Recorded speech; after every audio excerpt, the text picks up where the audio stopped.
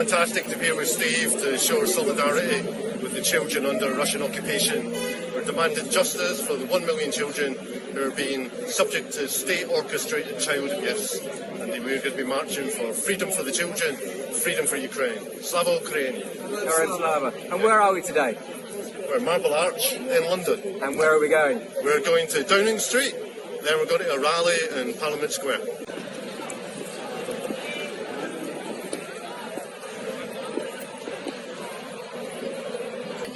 Where are we, Steve?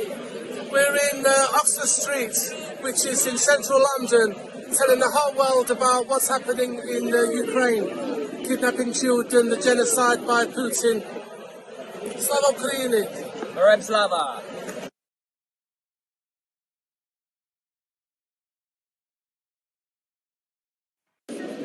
Hi everybody, my name's Thomas and this is my parliamentary petition to bring Ukrainian children back. So scan the QR codes, go onto the website, fill in your details, confirm via email and make sure you sign it. 10,000 signatures will get a government response. Thanks a lot. Thank you.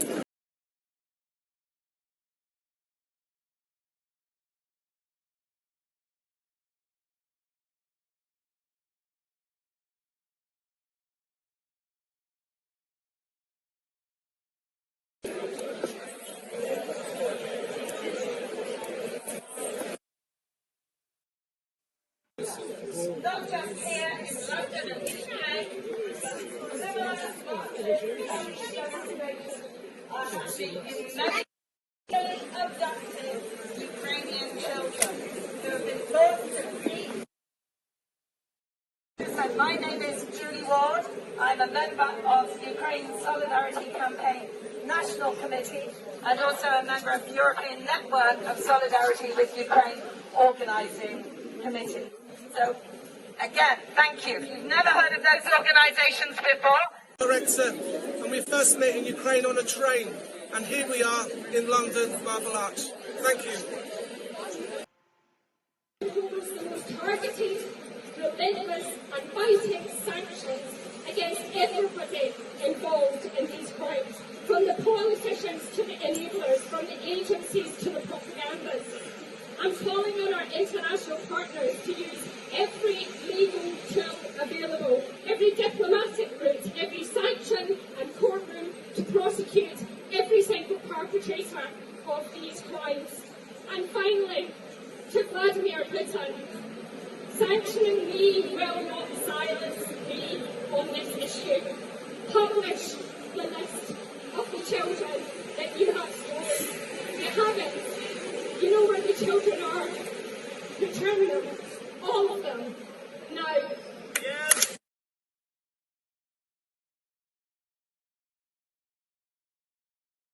The flag is from Ternopil. It's from the soldiers from the Ternopil battalion. Te praporie z Ternopila, від батальйона вояків з Тернополя. Slava Ukraini, Heroyam Slava. Brilliant. And will the guys see the flag?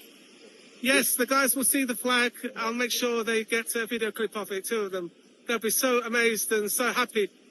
It'll improve their morale and keep their fighting spirits up.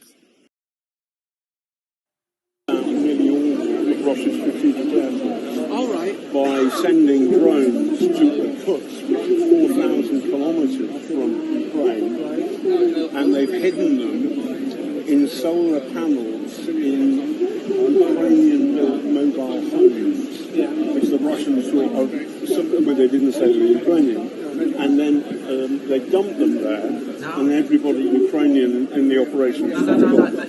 And then, at a pre-appointed moment, the roofs have jumped, the solar panels have gone, and hundreds of drones have gone 5 miles to this airport in the Kuts and blown it up. I've also done the same thing at an airport in Murmansk and 2 or 3 others. So they've taken out all of Russia's big nuclear bombs, nearly all of them, 41. And that, by the way, is Yeah. cool. What I was going to say to you also... and Go on. Vladimir Putin, do fuck off. Oh, yeah, well, I expect that from you. You're talking to a Scottish lady who's sitting outside the Embassy River, and you I'm just going to get do it swearing. now. Have you got Mr. Churchill, put your hands over your ears. Can I just ask you, John, I've actually interviewed you a couple of times, you probably don't remember me. I've done stuff for the Kiev Post. Okay, so anyway, so what I was going to ask you, what's your opinion of what Trump's going to do now with this so-called memorandum and the bill in... I'm sick of Donald Trump forever coming up with yet more excuses for Vladimir Putin. It's clear, if you study Putin, I've written a book about it, Killer in the Kremlin, but if you study it, it's simple.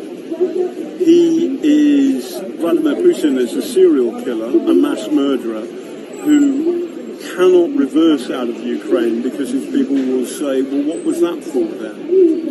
Putin is locked into war. Any talk of peace from him, peace negotiation from the Russians, is nonsense. The only route to peace is by delivering a crushing military defeat of Russia. And to do that, we must help Ukraine far more than we are doing. And Trump has got to get with the program.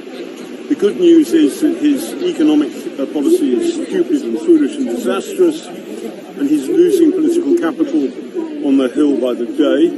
And so we're waiting for the Republicans in the United States to say to Trump, you're wrong about Ukraine and we're taking over. Right. And that needs to happen soon. Do you think the best thing for Ukraine is to get nuclear weapons?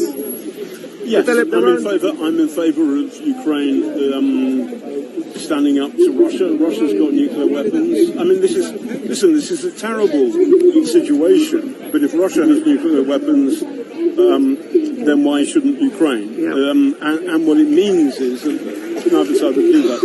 I think the Chinese have made it very, very clear to the Russians, no nuclear mucking about. And Putin is in hot to the Chinese, he's afraid of them, so I don't think the nuclear anxieties that terrified the Biden administration to drip-feeding arms to Ukraine has got any serious legitimacy. We don't think it's a real risk.